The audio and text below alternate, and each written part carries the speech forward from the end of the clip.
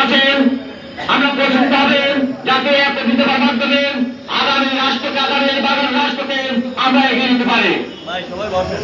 আমি বক্তব্য বিরত করব না।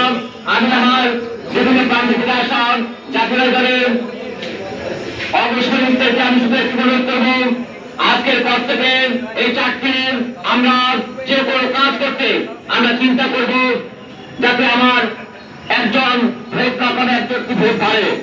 কারণ ফ্যাসিবাদ মুক্ত হয়েছি, কিন্তু এই ফ্যাসিবাদকে, এই ফ্যাসিবাদের দোষকদেরকে, এই ফ্যাসিবাদের কর্মীদেরকে আজকে উন্নতি রাজনৈতিক দল তাদের দলে বিভিন্নভাবে পদায়ন করছে। অর্থাৎ ফ্যাসিবাদ মুক্ত আমরা এখন হইনি। সেই ফ্যাসিবাদ দোষকদেরকে মুক্ত করতে, এই দেশকে মুক্ত রাখতে হলে আমাদের সমস্ত কাজ হিসাব নিকাশ করে, জনগণের ভালোবাসা আদায় করে আমরা এই দেশকে এগিয়ে নিয়ে যাবো। এই আশা ব্যক্ত করে আল্লাহ বক্তব্য শেষ করলাম। খোদা হাফেজ। বাংলাদেশ জিন্দাবাদ। ধন্যবাদ সবাইকে।